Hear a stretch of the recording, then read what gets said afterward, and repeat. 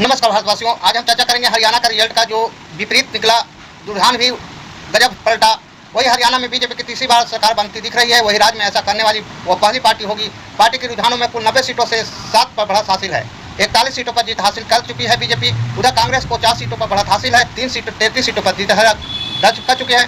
मुख्यमंत्री नायब सैनी और लाडव और कांग्रेस के नेता भूतन हुड्डा गढ़ी सांपला सीट से जीत गए हैं। वही कांग्रेस ने रिजल्ट को चौंकाने वाला बताया है। वही सीएम सैनी ने कहा है कि कांग्रेस की जनता ने कांग्रेस को झूठ को नकारा दिया है। वही बीजेपी की बढ़त के बाद प्रधानमंत्री नरेंद्र मोदी ने सीएम नायब सैनी को फोन किया और जीत पर बधाई दी।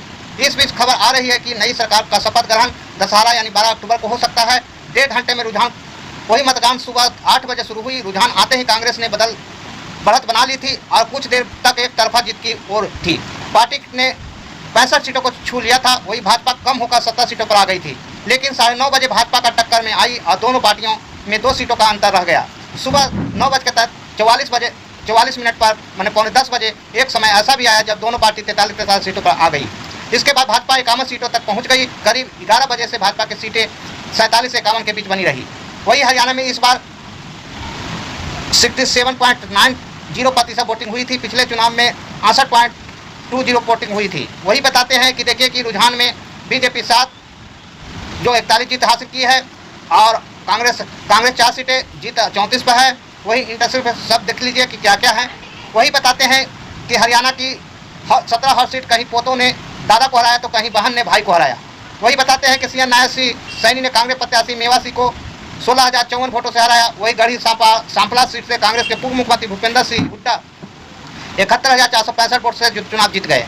ऐलानबाद सीट इनोलो महासचिव महेश सिंह चौटाला 15,000 वोट से चुनाव हार गए। इस सीट पर कांग्रेस प्रत्याशी भरत सिंह बेनीवाल ने जीत दर्ज की। वही जुलाना सीट कांग्रेस कैंडिडेट विनेश फोगाट ने 6,015 वोटों से जीत दर्ज की। उन्होंने बीजेपी उम्मीदवार कैप्टन योगेश भैरावी को हराया। वही हिसार सीट देश की सबसे अमीर महिला प्रत्याशी सावित्री जिंदल ने 18,941 वोटों से जीत हासिल की। वही तोसाना सीट से बंसीवाल के पोते और कांग्रेस उम्मीदवार अनिंद चौधरी तोसाना सीट से चुनाव हार गए। उन्हें बंसीलाल की पोती और भाजपा उम्मीदवार श्रुति चौधरी ने हराया। वही होटल सीट कांग्रेस के प्रदेश अध्यक्ष उदय भान भी हार गए। वही उचाना कला सीट से भाजपा के प्रत्याशी देवेंद्र अत्री ने सिर्फ 39 वोटों से जीत दर्ज की है।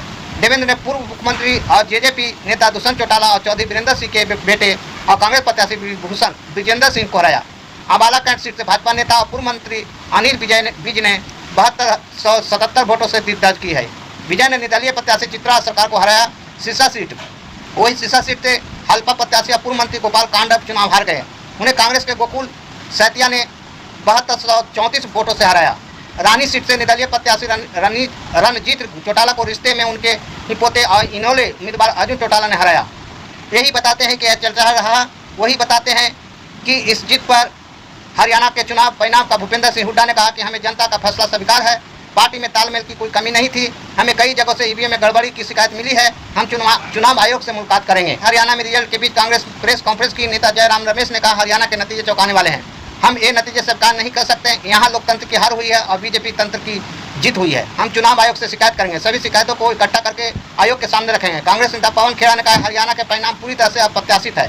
हम तो यहाँ तक कहेंगे कि ये अस्वीकार्य है। 3 जिलों हिसार, महेंद्रगढ़ और पानीपत से हमारे उम्मीदवार के बारे में लगातार शिकायतें आ रही है कि कैसे कुछ मशीनों की बैटरियाँ जो 99% चाहती उनमें हमारा उम्मीदवार हारता हुआ दिख रहा है और जिन मशीनों को छुआ तक नहीं गया, जिनकी बैटरी 60 से 70% चाहती, उसमें हमारा उम्मीदवार जीतता हुआ दिख रहा है। यही बात है। और ऐसे वीडियो को प्राप्त करने के लिए चैनल को लाइक, सब्सक्राइब एवं बेल आइकन घंटी दबाएं। थैंक्स, धन्यवाद।